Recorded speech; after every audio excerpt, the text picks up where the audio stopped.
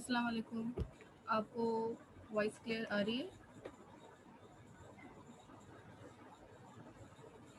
अच्छा 5 minutes wait कर लेते हैं क्योंकि अभी काफ़ी सारे स्टूडेंट्स अभी भी मिसिंग हैं, तो वो ज्वाइन कर रहे हैं, मीटिंग ज्वाइनिंग पे हैं। सो वेट करते हैं 5 मिनट एंड देन फिर स्टार्ट कर लेते हैं अपनी आज की फर्स्ट लैब डेटा स्ट्रक्चर की। ठीक है, 5 मिनट वेट कर दें। अच्छा, आज की हम अपनी क्लास को स्टार्ट कर रहे हैं। ऑलमोस्ट 23 स्टूडेंट्स अभी कनेक्ट हो चुके हैं हमारे पास। आप लोग की थ्योरी की क्लास हो चुकी है इससे पहले डेटा ये आपका डेटाबेस की, ये आपकी फर्स्ट लैब ही है अभी? ठीक है, आप लोग ने इंस्टॉलेशन कर ली है अपने पास या अभी इंस्टॉलेशन नहीं की है? ये भी बता दीजिए। आप लोग माइक ऑन करके माइक में भी आंसर दे सकते हैं, कोई मसले की बात नहीं है। ठीक है,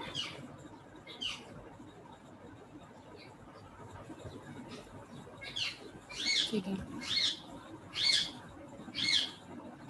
और आप लोग के थ्योरी टीचर्स कौन कौन है वो भी मुझे बता दीजिए। अच्छा, आज हम स्टार्ट कर रहे हैं आपके पास सेशन नंबर 1 से। हमारा सेशन नंबर 1 है, जिसके अंदर हम आज बात करेंगे कि आप किस तरीके से डेटाबेस के कौन कौन से एसक्यूएल सर्वर मैनेजमेंट के टूल्स हैं, और डीडीएल यानी कि डेटा डेफिनेशन लैंग्वेजेस आपकी कौन कौन सी हो रही हैं। अच्छा, ठीक है। अब करना क्या है आज की क्लास में कि हम सबसे पहले यहाँ पे टूल्स देख रहे होंगे। अच्छा, ये जो आपकी फ़ाइल है पीडीएफ फाइल एक्सेल लैब 1 की, ये ऑलरेडी एलएमएस अपलोड कर दी गई है। आप वहाँ से इसको देख भी सकते हैं। अगर किसी के पास स्क्रीन क्लियर नहीं आ रही, टेक्स्ट ब्लर हो रहा है, तो वो वहाँ से जाके अपने पास इन चीज़ों को भी वहाँ से डाउनलोड करके पढ़ सकते हैं। ठीक है। अच्छा, सबसे पहले आपके पास लैब नंबर 1 है। लैब नंबर 1 के अंदर आपने सबसे पहले देखना है कि आपके पास कौन कौन से टूल्स हैं जिनके ऊपर आप काम कर रहे होंगे, और किस तरीके से आप टूल्स को यूज़ करके इस लैब को कंडक्ट करेंगे। ठीक है। मैंने गूगल क्लासरूम के ऊपर एक लिंक भी शेयर किया था, एसक्यूएल सर्वर मैनेजमेंट स्टूडियो। जिन लोगों के पास डाउनलोड नहीं है वो वहाँ से डाउनलोड भी कर सकते हैं। मोस्टली स्टूडेंट के पास होपफुली डाउनलोड होगा, क्योंकि आप लोग ने ऑब्जेक्ट ओरिएंटेड पढ़ ली है। इसके अलावा आप लोगों ने आई थिंक उसके अलावा आपने प्रोग्रामिंग फंडामेंटल ने भी प्रोजेक्ट्स में यूज़ किया होगा, तो आप लोग वहाँ से भी वही एसक्यूएल को यूज़ कर सकते हैं। ठीक है। बेसिकली आपके पास टूल्स फॉर यूज़ के अंदर एसक्यूएल मैनेजमेंट स्टूडियो है, provide a tool to configure management and administrate instance of Microsoft SQL server. ठीक है। आपके पास यहाँ पे एक टूल की कॉन्फ़िगरेशन है, जो कि आपके पास मल्टीपल ग्राफिकल और विजुअल डिज़ाइंस को स्क्रिप्ट की फॉर्मेट में लेके आ रहा होता है। ठीक है। SSMS इसकी शॉर्ट फॉर्म है, एसक्यूएल सर्वर मैनेजमेंट स्टूडियो इसको कहते हैं। ठीक है, SSMS कह लें इसको शॉर्ट फॉर्म में, या फिर पूरा कंप्लीट आप एसक्यूएल सर्वर कह लीजिए, मैनेजमेंट स्टूडियो कह लीजिए, इट्स अप टू यू। ठीक है। अच्छा, कंबाइंड आपके पास फीचर्स जो है वो इंटरप्राइज मैनेजर है, क्यूरी एनालाइजर है, इसके अंदर आपके पास एनालिसिस मैनेजर है, along with features included previous releases in SQL server. ये मेन फीचर्स हैं जो आपके पास न्यू वर्जन्स के अंदर आपको मिलेंगे। पहला आपके पास इंटरप्राइज मैनेजर है, क्यूरी एनालाइजर, जब क्यूरी टाइप करें, जब देखें हम जब बात करते हैं ना किसी प्रोग्रामिंग लैंग्वेजेस की, तो हम कहते हैं हम अपना कोड लिख रहे हैं, हम अपना सेंटेक्स लिख रहे हैं। इसी तरह जब हम बात करते हैं किसी भी डेटाबेस की या डेटा बेस मैनेजमेंट स्टूडियो की, ठीक है, या एसक्यूएल सर्वर की, तो फिर उसके अंदर हम कहते हैं क्यूरी। हम वहाँ पे कोड का वर्ड यूज़ नहीं करते, वहाँ पे क्यूरी का वर्ड यूज़ करते हैं। ठीक है। हम या तो कमांड्स कह रहे होते हैं, या फिर हम कह रहे होते हैं क्यूरी लिख रहे हैं। ठीक है, हम ये नहीं कहते कि हम कोड लिख रहे हैं। तो यहाँ पे आपको मोस्ट ऑफ द टाइम मैं आपको ये कहूँगी कि आप क्यूरी लिखें या अपने पास क्यूरी को रन करें। ठीक है। तो इट सिंपली मीन्स दैट कि जो आपने कमांड लिखी है या जो भी आपने लाइन्स ऑफ कोड लिखा है, that you have to run it. ठीक है। एनालिसिस मैनेजर है, आप देख सकते हैं एनालाइज करके कि आपके पास जो काम आप कर रहे हैं वो कितना यूजफुली परफॉर्म हो रहा है। ठीक है। इसके साथ आपके पास यहाँ पे जो है विजुअल स्टूडियो के साथ आप इसको कंबाइन भी कर सकते हैं। हम आगे देखेंगे कि किस तरह से कनेक्टिविटी वगैरह करनी है इसकी दूसरे सॉफ्टवेयर के साथ। सपोर्ट का आपके पास एसक्यूएल सर्वर एडमिनिस्ट्रेटिव टास्क कर सकते हैं। Maintain single integrated environment with SQL database engine management and authoring. Authoring का मतलब ये है कि आप किस किस को ऑथराइज कर रहे हैं कि who can use this SQL server management studio. You can give rights, you can give database engine to the management integrated with a different type of environment, like आप इसको क्लाउड के ऊपर भी लेके जा सकते हैं। क्लाउड के ऊपर लेके नहीं जाना चाह रहे तो आप इसके अंदर लोकली अपने सिस्टम के अंदर जो दूसरे सॉफ्टवेयर्स हैं आप उनको भी इंटीग्रेट अपने इस मैनेजमेंट स्टूडियो के साथ कर सकते हैं। मैनेजमेंट स्टूडियो एक प्लेटफॉर्म है एसक्यूएल का, जहाँ पे आप अपने पास कोड की क्यूरीज को टाइप करके रन करके डेटाबेस बना के अपना काम सारा परफॉर्म कर रहे होते हैं। ठीक है, एसएसएमएस के कुछ सपोर्टेड ऑपरेटिंग सिस्टम्स होते हैं हमारे पास, जैसे कि आपके पास विंडोज़ 10 है ऑपरेटिंग सिस्टम, 8, 8.1, 7, विंडोज सर्वर 2012 या 2008 R2 का जो हमारे पास सर्वर था, उनके ऊपर भी आप काम करके अपने पास ये चीज़ें इम्प्लीमेंट कर सकते हैं। एसक्यूएल कमांड स्टार्ट करने से पहले हम कुछ चीज़ों पे बात कर लेते हैं। SQL stand for, first of all SQL stand for structured Curie language. ठीक है, कुछ जगहों पे आपको सीक्वेंशियल क्यूरी लैंग्वेज भी लिखा हुआ मिलेगा, कुछ जगहों पे आपको स्ट्रक्चर्ड क्यूरी लैंग्वेज भी मिलेगा। ठीक है, as well we all know that database language है by the use of which we can perform certain operation. ठीक है, कोई भी कर सकते हैं इसके अंदर सर्टेन ऑपरेशन परफॉर्म कर सकते हैं, लाइक आपके पास कोई एग्जिस्टिंग डेटाबेस। अगर हम डेटाबेस की बात कर रहे हैं तो सबसे पहला क्वेश्चन मेरा यहाँ पे ये रेज होता है कि डेटाबेस एक्चुअल में है क्या चीज़। ठीक है, तो डेटाबेस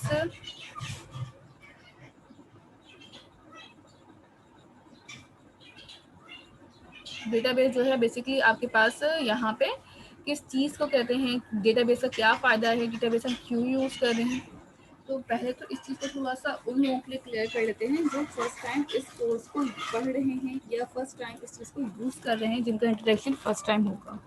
देखिए, आज से पहले जब हमारे पास इतना ज़्यादा काम मैनुअली हुआ करता था, ऑटोमेटेड सिस्टम नहीं हुआ करते थे, तब हम अपने पास हर काम मैनुअली कर रहे होते थे।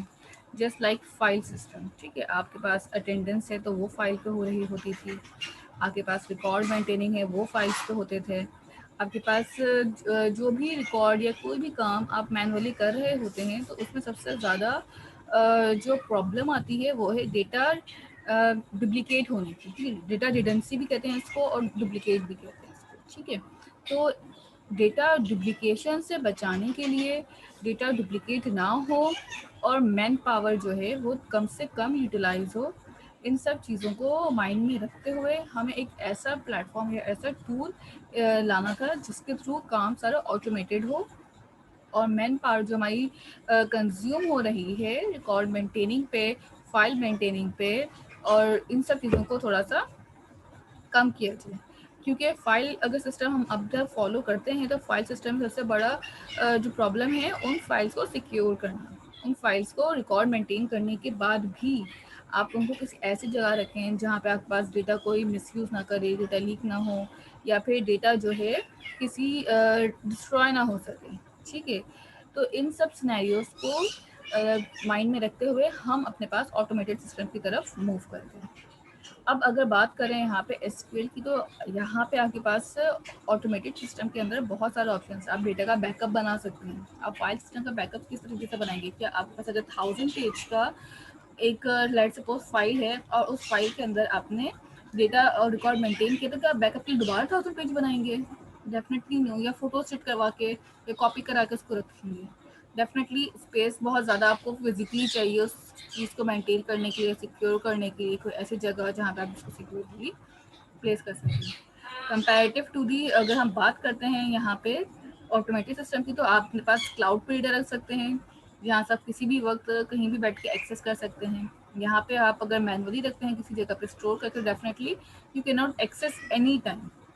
सो दीज आर दी रीजंस कि जिसकी वजह से हमें कोई ऐसा सिस्टम या सॉफ्टवेयर चाहिए था जिसके थ्रू हम ये सारे काम इजीली परफॉर्म कर सकें। ठीक है, तो हमने एक ऐसा अच्छा एसक्यूएल सर्वर एक वाहिद प्लेटफॉर्म नहीं है जो ये काम करता है। हमारे पास बहुत सारे और भी डेटाबेसेस हैं जो ये काम कर रहे होते हैं, डेटा मैनेजमेंट कर रहे होते हैं, बट हम माइक्रोसॉफ्ट की टेक्नोलॉजीज को फॉलो कर रहे हैं इस सेमेस्टर में। सो दैट्स वाई हम अपने पास SQL server management studio Microsoft का यूज़ कर रहे हैं। ठीक है, इसके अलावा आपके पास माई एसक्यूएल भी आता है, फायरबेस भी आता है, मोंगोडीबी भी आता है, एसक्यूएल लाइट भी आता है, and we have so many softwares जो आपके पास डेटा स्टोरेज के लिए काम कर रहे होंगे। ठीक है, ऑरेकल भी है डेफिनेटली। सो इट कह लें कि ये आपके ऊपर डिपेंड करता है, इट्स अप टू मी कि मैं कौन सा प्लेटफॉर्म यूज़ कर रही हूँ अपने पास डेटा स्टोर करने के लिए, it's totally up to me. कुछ जगहों पे लिमिटेशंस, कुछ जगहों पे कुछ रिक्वायरमेंट्स आ जाती हैं जहाँ पे आपने उनको फॉलो करना होता है मैंडेटरी, और कुछ जगहों पे आपके पास कोई भी रिक्वायरमेंट नहीं होती है, so you are free of bound, तो आप अपनी मर्जी से यूज़ कर सकते हैं। ठीक है, होपफुली यहाँ तक सबको क्लियर है कि हम डेटाबेस क्यों यूज़ करते हैं और क्या काम है हमारे पास डेटाबेस का। अगर यहाँ तक किसी को भी कोई क्वेश्चन है तो आप अभी पूछ सकते हैं अपना हैंड रेज करके। अच्छा, आप सब ने पहले मुझे ये भी बता दें कि क्या क्लासरूम ज्वाइन कर ली है, जीसीआर पे क्लासरूम ज्वाइन कर ली आप लोगों ने?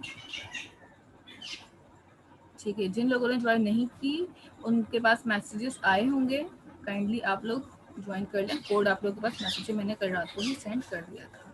ठीक है, क्योंकि आई थिंक 11 और 13 स्टूडेंट्स थे जिन्होंने रात तक ज्वाइन की थी, मैंने भी चेक नहीं किया और कितने लोगों ने कर लिया है। ठीक है, वहाँ पे ज्वाइन करने का फ़ायदा ये है कि आपके पास जो एक्स्ट्रा नोट्स या एक्स्ट्रा चीज़ें हैं या एक्स्ट्रा के पास कोई लिंक है जो वो इन्फॉर्मेटिव है या आपका कोर्स रिलेटेड है, तो एलएमएस पर चीज़ें अपलोड तो होंगी ही होंगी, साथ में वहाँ पे भी आपके पास चीज़ें आ रही होंगी। इन केस अगर आपका एलएमएस ब्लॉक है या कोई इशू आ गया या नहीं चल रहा, सर्वर डाउन है, so you can upload your assignment और task in GCR as well, so it will be counted and negative marking will not be happen.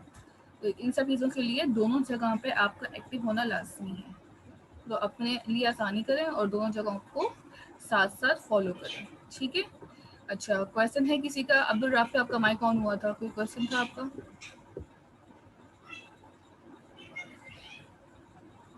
ठीक है, यहाँ तक करने के बाद अब आपके पास, अच्छा जो लोग अभी ज्वाइन कर रहे हैं क्लासरूम, तो वो देख लीजिएगा एसक्यूएल सर्वर का लिंक है वहाँ पे, काइंडली उसको डाउनलोड कर लीजिए अपने पास और इंस्टॉल भी कर लीजिए। Definitely it takes time, that's why मैंने कल रात को ही चीज़ें डाल दी थी इंस्टॉलेशन के लिए। जिन लोगों ने नहीं किया डेफिनेटली वो आज की लैब फिर देखें किस तरह से हो रही है और क्लास के बाद फिर वो करिएगा अपने पास, क्योंकि ये स्किल डाउनलोड तो फिर भी जल्दी हो जाए बट स्टिल इंस्टॉलेशन में काफ़ी टाइम लेता है। तो इस वजह से एटलीस्ट आपके पास अच्छा खासा अमाउंट ऑफ लिमिटेड टाइम तो करनी के अमाउंट ऑफ टाइम होना चाहिए। ठीक है, यहाँ तक करने के बाद अब आपके पास नीचे आ जाए। अच्छा, आप लोगों को सेकेंड एक और काम भी करना है अपने पास के, आप लोगों का कोई सीआर कौन है क्लास का? कोई सीआर आप लोगों ने बनाया है अभी तक?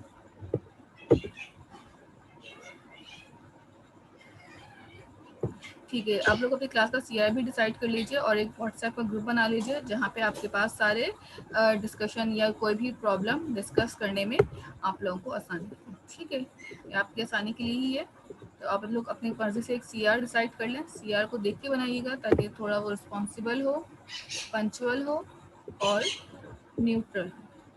ठीक है, ये चीज़ों को पॉइंट को अपने माइंड में रखिएगा और उसके बाद अपने पास आप एक सीआर डिसाइड कर लें एंड देन मुझे बता दीजिएगा आपके सीआर कौन है। Then I will share my number with him और हर, तो आपका व्हाट्सएप ग्रुप मैं भी ज्वाइन करूँगी। ठीक है, एसक्यूएल का लिंक भी मैं आपके पास शेयर कर देती हूँ ताकि आप सब जिसके पास डाउनलोड नहीं है वो डाउनलोड कर लेगा।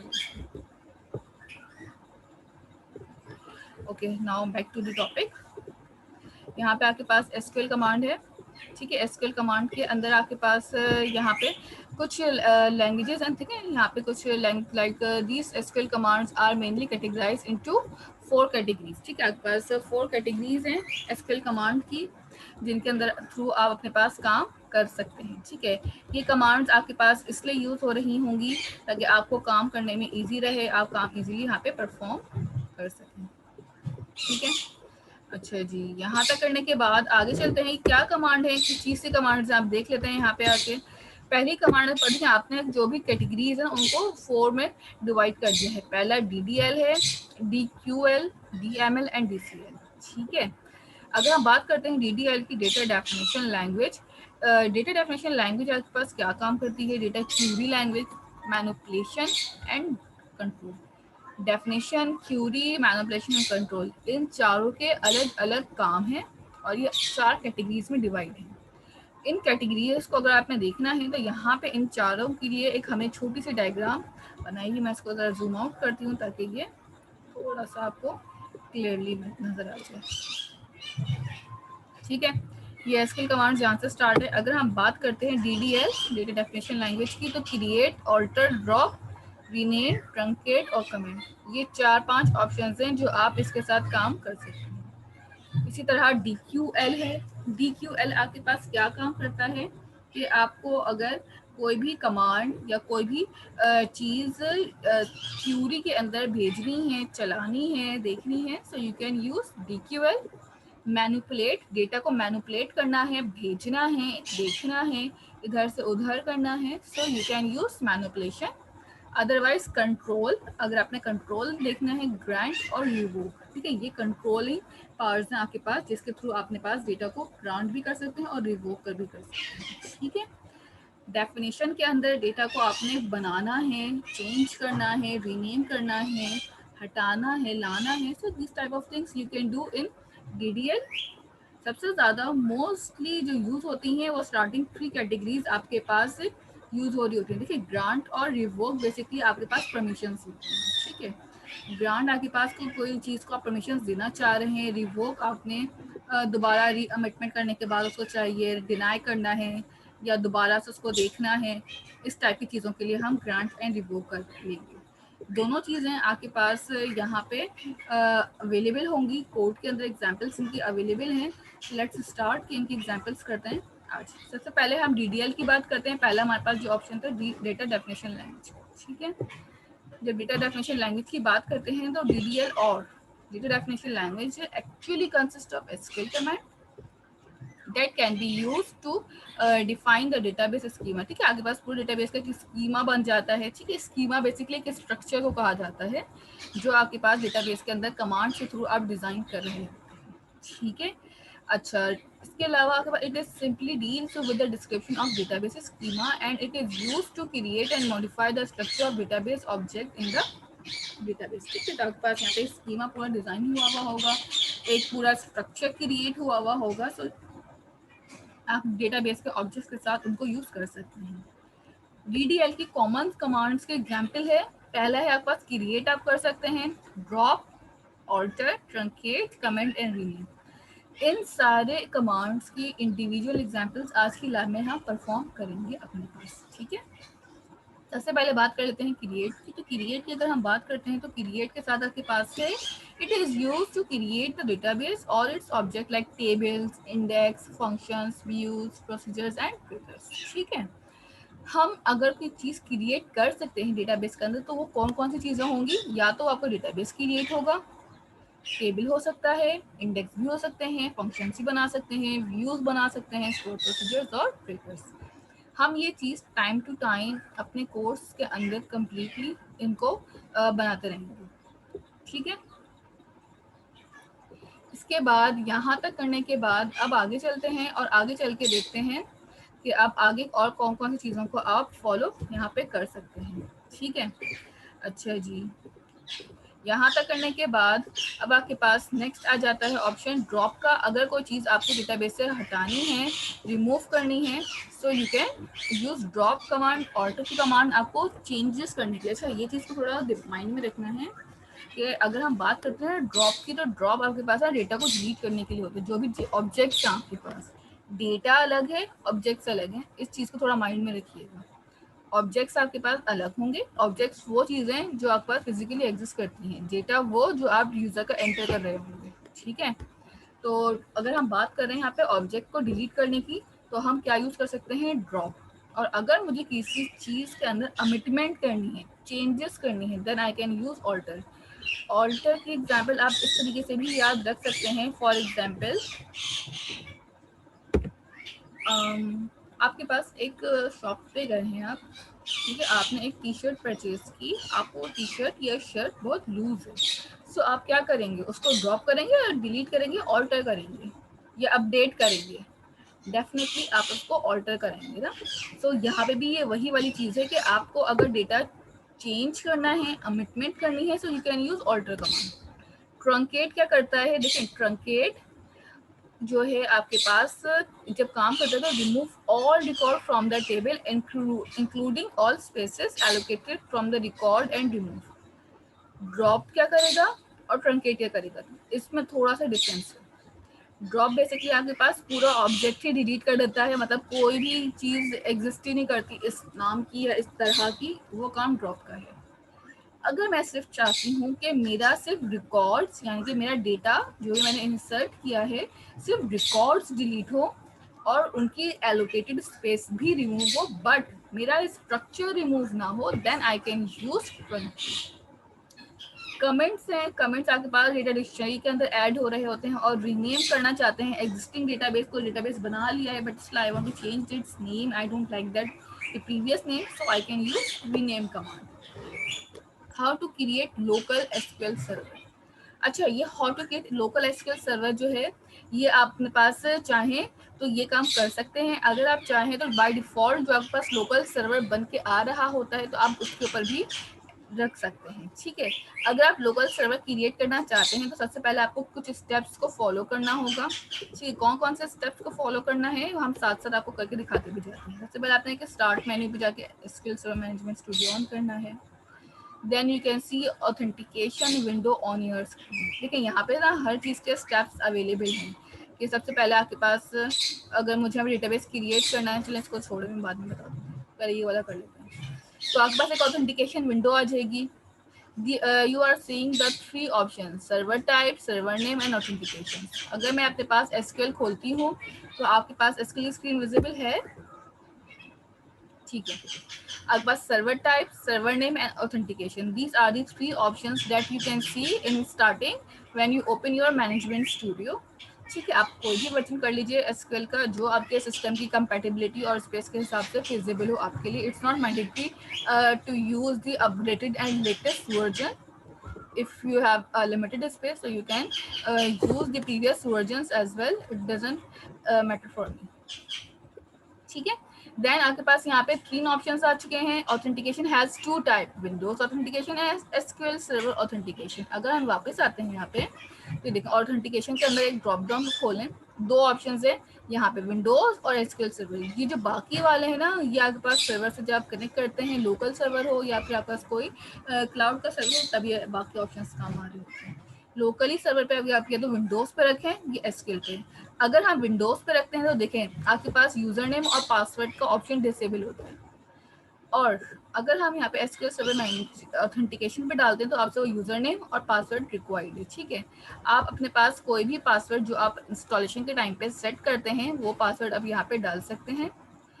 यहाँ पे आपके पास जो लॉगिन है वो ऐसे बाय डिफॉल्ट तब सेट करना हो जब इंस्टॉल कर रहे होते हैं। अगर आपने बाय डिफॉल्ट इंस्टॉल नहीं किया तो सम टाइम वो आपके सिस्टम का यूजर नेम गेट कर रहा होता है। ठीक है, so it's up to you and you have to very careful why you are installing the management studio कि आप कौन सा चीज़ क्या क्या काम कर रहे हैं। सो बहुत केयरफुल इंस्टॉल कीजिएगा क्योंकि अगर आपने लॉगिन पासवर्ड और यूज़र नेम नहीं देखा तो आपके लिए फिर वो मसला कर देगा। ठीक है, अगर आप पासवर्ड डालना भूल गए या पासवर्ड का ऑप्शन आपके पास नहीं आ रहा सो इट्स ओके, आप फिर विंडोज ऑथेंटिकेशन पे काम करें, कोई मसला नहीं है। ठीक है, पासवर्ड और यूजर नेम का कोई आपको नीड नहीं रहेगी अगर आप भूल गए डालना। ठीक है, अदरवाइज वो ऑप्शन देता है जब आप इंस्टॉलेशन करते हैं। और अगर आपने पासवर्ड रखा है तो डेफिनेटली काम वही होगा, बिल्कुल काम में कोई चेंजेस नहीं होंगी। ठीक है, बस आपके पास एक रिस्ट्रिक्शन आ जाती है कि सिर्फ वही ऑथेंटिकेटेड यूजर्स लॉगिन कर सकते हैं जिनके पास आईडी और पासवर्ड, जस्ट लाइक आपके पास कोई फेसबुक या इंस्टा या कोई ऐसी सोशल मीडिया की ऐप है या जीमेल की ऐप है आपके पास जिसके अंदर आपने यूजर नेम और पासवर्ड सेट किया हुआ है, सो जिसके पास पासवर्ड होगा आपका वही लॉगिन कर सकेगा। सो राइट नाउ मैं आपके पास एसक्यूएल सर्वर ऑथेंटिकेशन पे काम कर रही हूँ क्योंकि मेरे पास लॉगिन का पासवर्ड और यूजर नेम ऑलरेडी यहाँ पे सेट हुआ हुआ है। कनेक्ट करते हैं यहाँ पे, जैसे ही आपके पास तो कनेक्ट करते हैं आपके पास साइट में एक ऑब्जेक्ट एक्सप्लोर आ रहा होगा और यहाँ पे एक ब्लू कलर की ब्लैंक स्क्रीन आ रही होगी जहाँ पे आप कुछ भी काम नहीं कर सकते। जैसे ही आपके पास ऑब्जेक्ट एक्सप्लोर लोड होता है यहाँ पे आपके पास कुछ ऑप्शंस अवेलेबल होते हैं। अच्छा, सबसे पहले अगर आपके पास ऑब्जेक्ट एक्सप्लोर नहीं आ रहा तो कोई प्रॉब्लम नहीं है, आपके पास एडिट पे जाके भी यहाँ से सारे ऑप्शंस को देख सकते हैं। सॉरी, व्यू पे चले जाएं, यहाँ पे देख लें ऑब्जेक्ट एक्सप्लोर आ रहा है, सबसे पहला ही ऑप्शन है F8 इसकी शॉर्टकट की है, आप जाके यहाँ से भी इसको देख सकते हैं। ठीक है, यहाँ तक करने के बाद जरा मैनुअल पे वापस आ जाइए। ठीक है, यहाँ पे आपके पास दो ऑप्शंस आ गए थे यूजर नेम और पासवर्ड के। After authentication press enter and active your local server. अजान हो रही है, 5 मिनट्स वेट करें। अच्छा जी, यहाँ पे आप वापस आ जाएं दोबारा से हमारे पास, और यहाँ पे आपके पास हम दोबारा स्टार्ट कर रहे हैं। हमने इसके लोकल सर्वर की ऑथेंटिकेशंस देख ली हैं कि किस तरीके से आप लोकल सर्वर की ऑथेंटिकेशंस कर सकते हैं। इसके अलावा और क्या क्या सब इसके फीचर्स हम काम करना भी इस पर स्टार्ट करते हैं। अच्छा, मुझे किसी ने एक व्हाट्सएप ग्रुप का लिंक भेजा है, मैं आप लोगों के साथ शेयर कर देती हूँ, ठीक है। ज्वाइन कर लें एंड देन फिर वहाँ पे आप लोग चाहें तो अपना CR भी डिसाइड कर लीजिएगा, जिसमें CR के लिए जो भी विलिंग हो। Now back to the topic.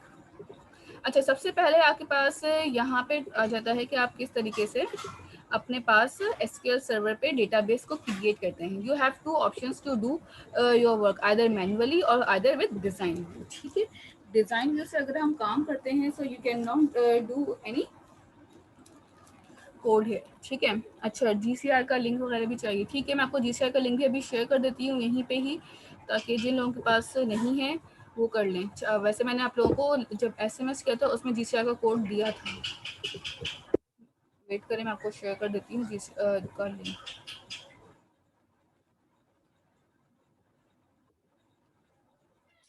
ठीक है,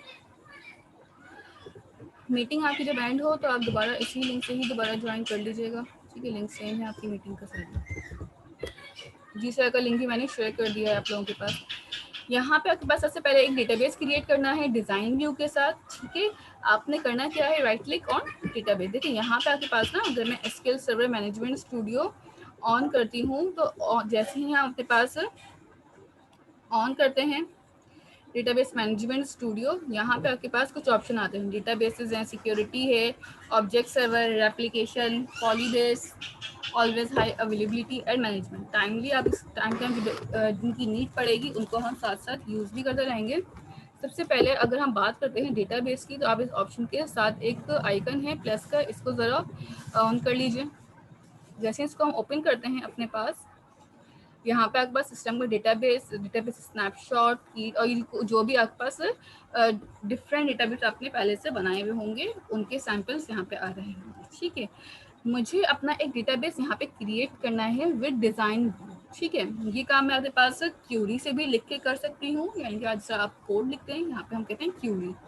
अगर आप क्यूरी लिखना चाहते हैं तो आपके पास सबसे यहाँ पे पहले ऑप्शन आ रहा होगा न्यू क्यूरी का, इस पर क्लिक कर दें।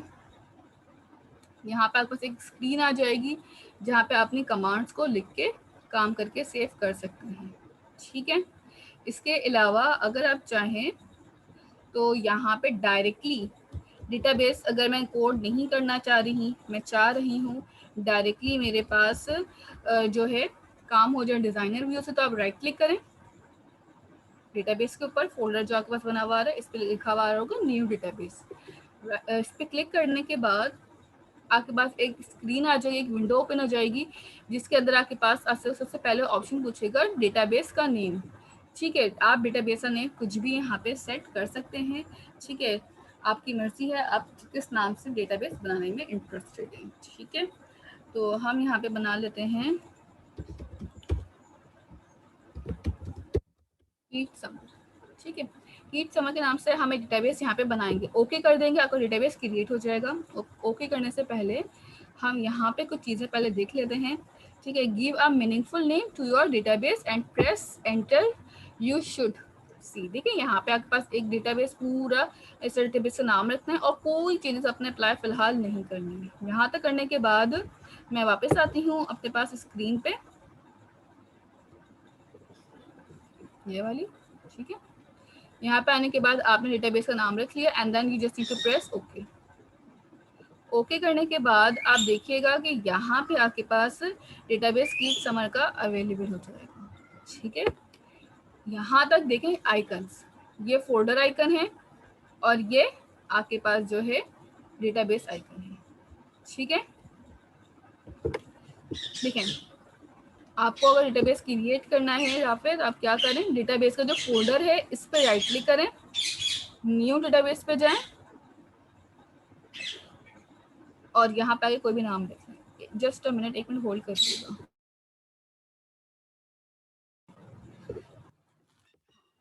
ठीक है, ये वाला स्टेप समझ में आ गया है आपको राफे कि आपने किस तरीके से क्रिएट करना है, कि डायरेक्टली आपने बस जस्ट डेटाबेस के पे राइट क्लिक करें, न्यू डेटाबेस पे जाएं एंड डेटाबेस का नाम लिख के ओके